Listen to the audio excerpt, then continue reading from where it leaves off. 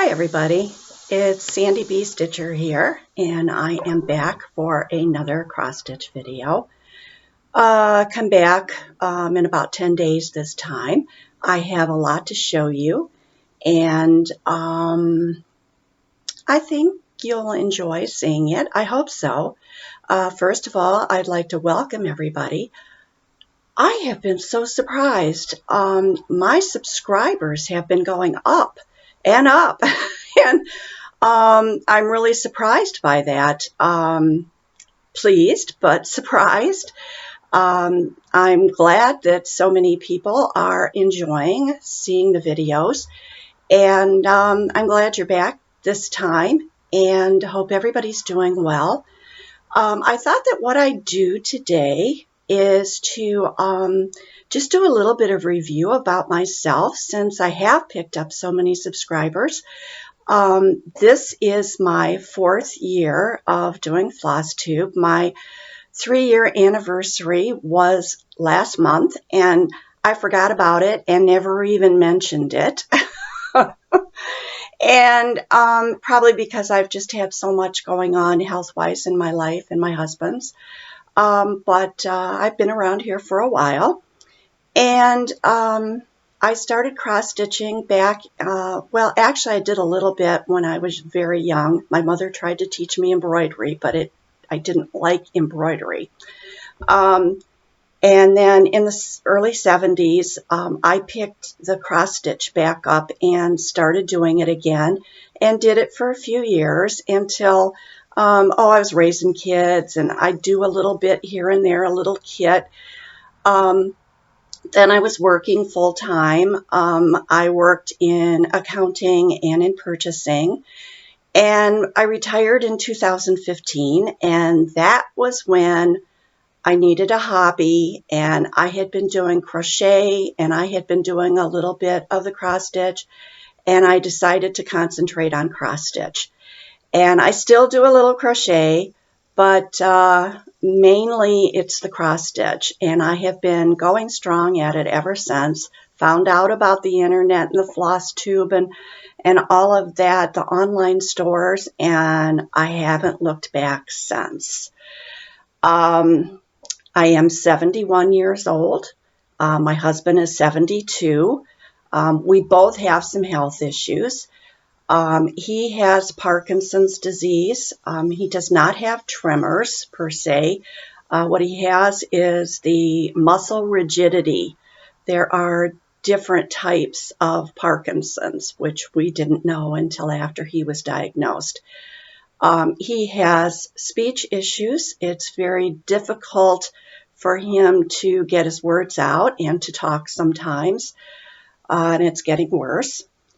He has major balance issues, and he falls down a lot. Thankfully, I praise God every day that so far he has not broken anything. I don't take that for granted, because I realize that it just takes one fall, and it could be devastating to his world. So his doctor wants him to use a walker, but he refuses. He says it'll slow him down too much. Well, he does need to slow down, but we have to deal with it. He did take a major fall last week sometime. I don't remember exactly which day it was. He sleeps in a recliner in the family room because he doesn't sleep well, and he watches TV a lot at night. And he heard cats shrieking outside, and he got up to investigate, and we live in a 4-level split. And so he came up the steps out of the family room into the main area where the hallway and the living room is, where the front door is. And he apparently had opened up the front door, and in opening up the front door, he went to back up, and when he backs up is mainly when he loses his balance. Well, he lost his balance and he fell, and I woke up. I heard him swearing and the fall, and came down, and he was laying on the floor, and he said, I think I put a hole in the wall. And I'm thinking he's talking about a small hole. Little did I know. It's right over here, and I'm going to try to turn this laptop to see if I can actually show you what the hole looks like now since it's been cleaned out. So I'll try to do this slowly. And we have taken all of the drywall that was just cracked up in there out. So you may be able to tell see what I'm trying to show you here. And I just need to keep turning this a little bit more. Okay, can you see it? I'm going to move this up a little bit. You can see where the floor is there, where shoot, what do you call that stuff? Baseboard. Sometimes the brain doesn't always work too well. Doesn't that almost look like a heart? My cleaning girl cleaned that all out of there for me and kind of left it looking like a heart. Luckily, he missed the studs.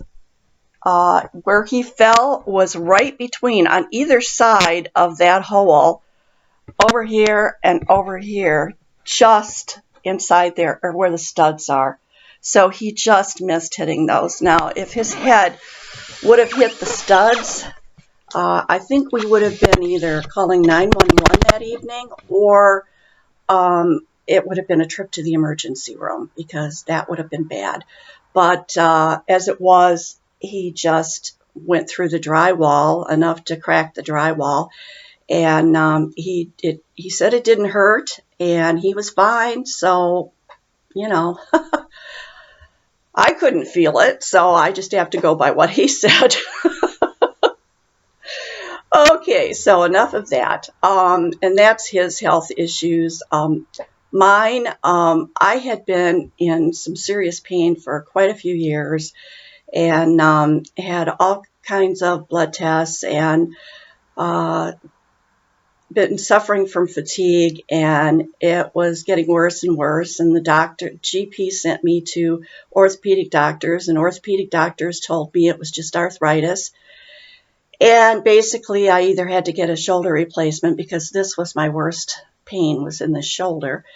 And I kept telling them the pain's going down into my arm, and they kept saying, oh yeah, you need a shoulder replacement. Well, I felt I couldn't get a shoulder replacement because I need to be able to help my husband up when he falls.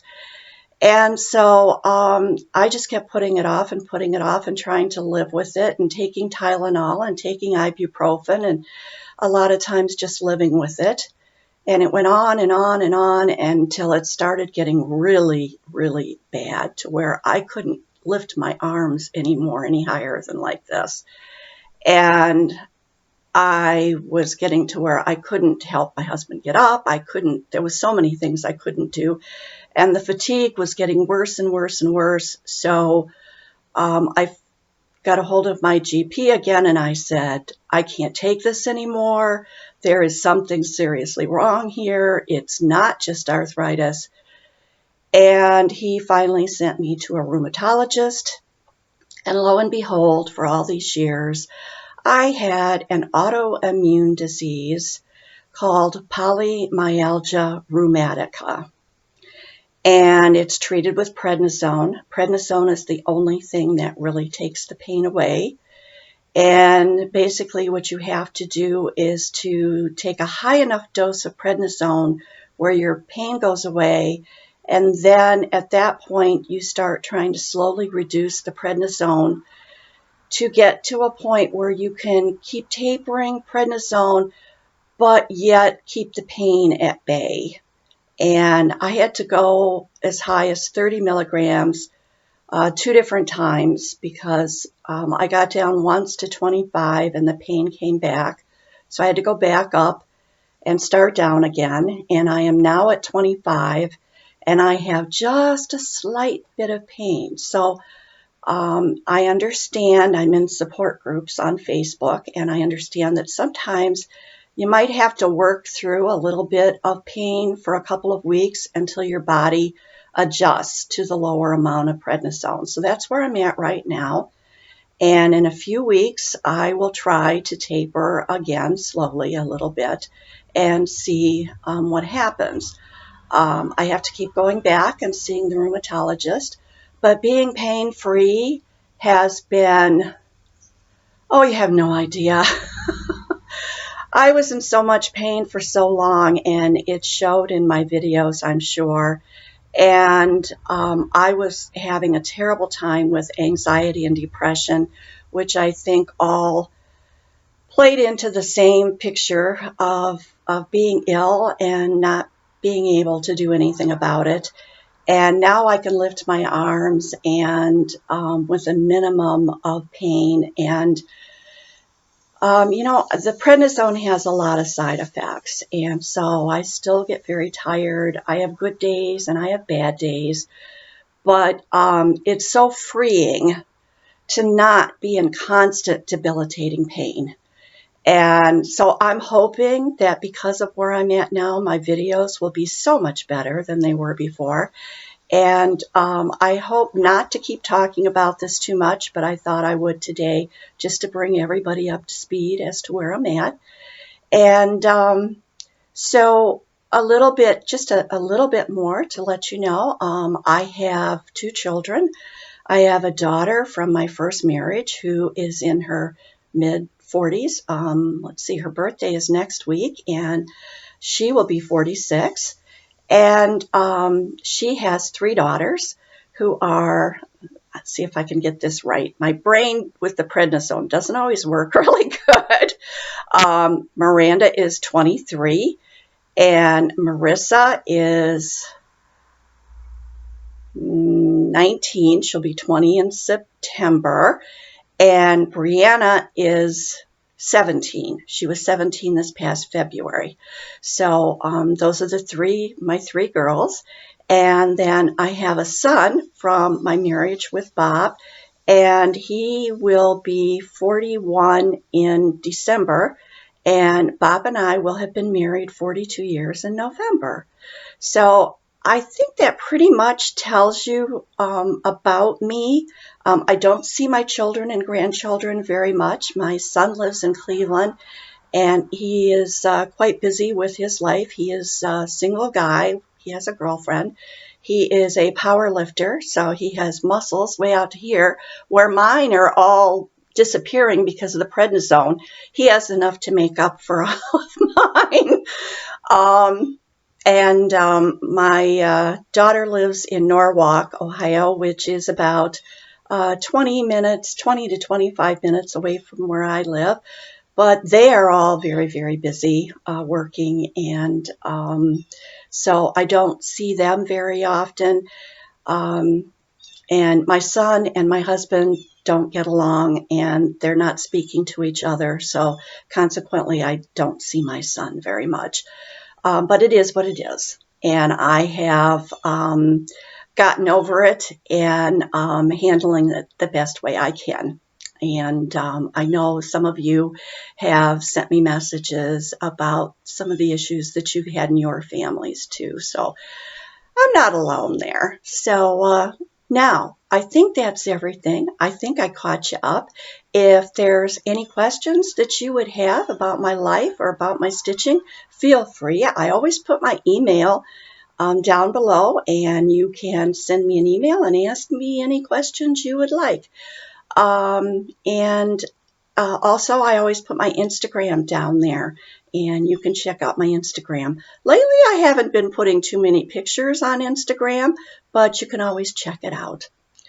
Okay, now let's get into what I've been stitching. Before I show you the new things that I've been stitching, I wanted to show you something old. I told you my daughter's birthday is coming up on the 19th, and a couple of years ago, I decided I was going to stitch her something for her birthday. I still have it. Procrastinate much? Oh yeah, maybe just a little. The stitching is done. This was some charts that were designed by Homesteading on the Home Front. That was her channel name. And she did these quilt blocks and made them available for people. And I stitched them on this piece of material, and I don't remember what this was called. I think it was rose petals or something, but it's 14 count Aida. And I picked out some and I stitched them down this way and then up this way. And I just chose my colors because when she charted this, she didn't chart any colors. And my granddaughters helped me pick out the colors because they said these were colors that they thought their mother would like. And I'm a purple person, and so is she, and I'm a blue person, and so is she. So I just added on some things, and I'll put this up here a little bit closer so maybe you can see them a little better. And so I got them stitched. It took me quite a long time. I started them like a month before her birthday 2 years ago. I didn't get them done by her birthday, so then I thought, well, maybe by Christmas. Well, I think I got them stitched then by Christmas, but then, as I've told you, I've been going through some pain for the last few years, and I think I was having a hard time. And so I didn't get it finished. And then I thought, well, maybe I can get it done for last birthday. Well, that didn't happen. So then I was shooting for this birthday.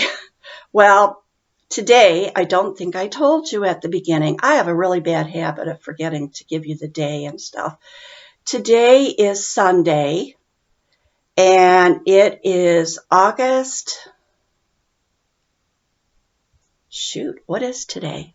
August 9th. So I have a little over a week if I was going to get this done by her birthday. I'm not sure when I'll get to see her, but I can do this. I'm going to do it as a wall hanging. And so the reason why I'm showing it to you guys today is to hold me accountable because I need to get this done. So here and now, I am saying that I will have this finished as a wall hanging at least by the day that I'm going to see her to give it to her. So that gives me at least a week, maybe a little bit more, and I'm going to do it. And if I happen to take it to her or she comes here before I have my next video, I will take a picture of it and I will show it to you. So here, I promise. Okay, so there's my old thing. Let me hang that back over here. All right, now to show you what I've been stitching on now. The first thing I'm going to show you is Pandemic.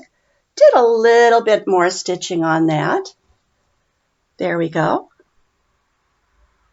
Not a whole lot, but I did some more over there. And again, I'm doing this in 208 purple.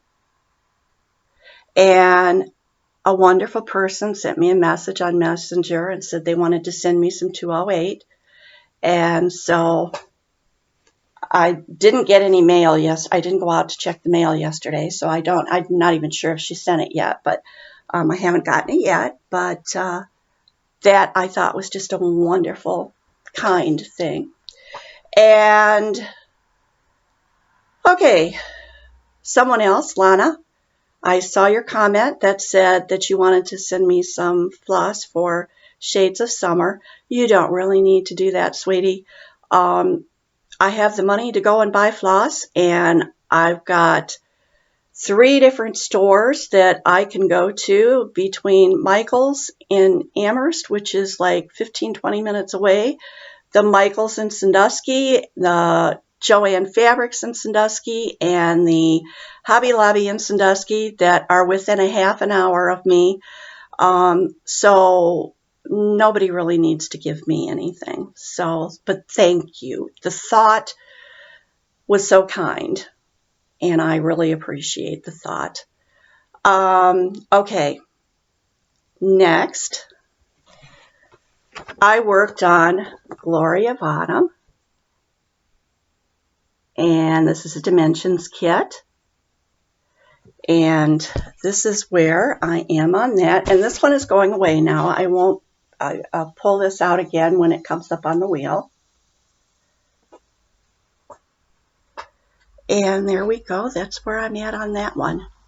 Now this one took me quite a while messing with it because the chart for this is very hard for me to read. I think most of you know I've had some issues with eye problems, with floaters and cataracts and stuff. And so what I did was I scanned this pattern and put it in Exodo, which is a PDF reader.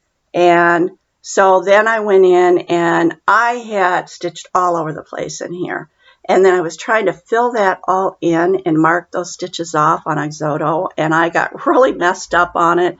And so I had to go back and re-pull the pattern in and start all over again, filling it in. And then I was finally able to start getting some of the stitches in there. And now what I'm trying to do is trying to stay pretty much in one area and fill in that area before I move on to the next one, because otherwise I was just getting totally lost in there. So that is Gloria Vada.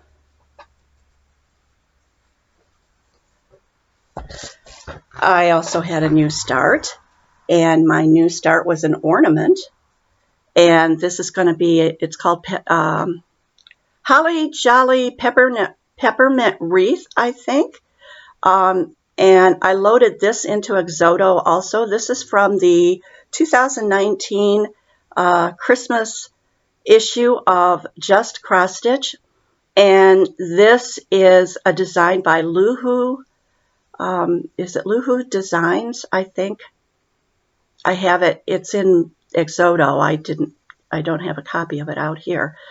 But I thought this was so cute. I did change a few colors because I didn't have all of the colors that it called for. So I looked on my DMC chart and I picked out some that I thought would work. And so far, I think it's looking pretty good.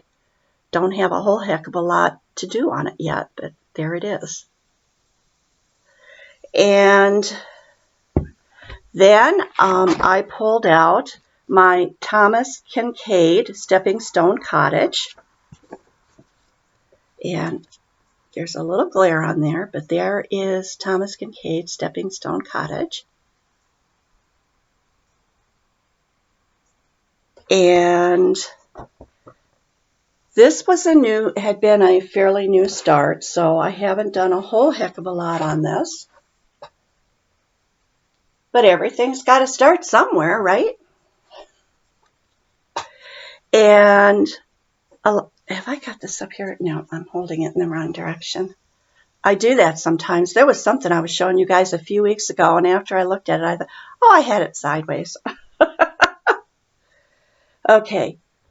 A lot of that is blue sky, and I don't know how well it's showing up for you, but all of this across here is blue sky all the way over to there. So I'll get it up here as close as I can get it.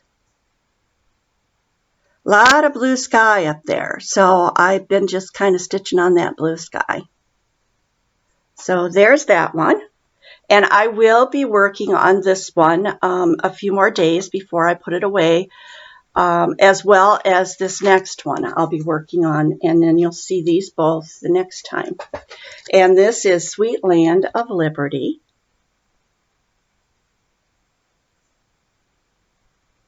This one is being done with the called for colors, which are gassed and cherry wine, black raspberry jam, and toffee. So it only has those colors in it. It's absolutely beautiful. And I do have a couple of hanging threads here. And I'll show you where I am on this one. And this is on Coffee Tea Dyed Ada that I coffee tea dyed, and because of the fact that I baked it and everything, it's a little crispy, so it's sometimes a little bit harder to pull the needle through, but this is so beautiful, just so beautiful. So I'm looking forward to that getting done. So there's that. And of course, we have one left. And I got the picture out today to show you, Shades of Summer, so you can see what the whole thing looks like. Recently, I had only been showing you the cross-stitch piece and not the picture. So now, let me show you where I got to. Yesterday, I told you I'm doing 150, at least 150 a day on this. Once in a while, a few more. Yesterday, I stitched on it all day. I didn't stitch on anything else. And I had 498 stitches yesterday. So you should see some progress here. Let me make sure the threads are all down. Yeah, let me fold this back top and hold it up for you. And there it is. I am just so pleased with this. It just makes me so happy. And where I've been working, you can tell it's over there where that bridge is going to be. And you can see since last time that I filled in all around that bridge, above that bridge. You can see it's all filled in and coming down. Isn't it something? I just love it.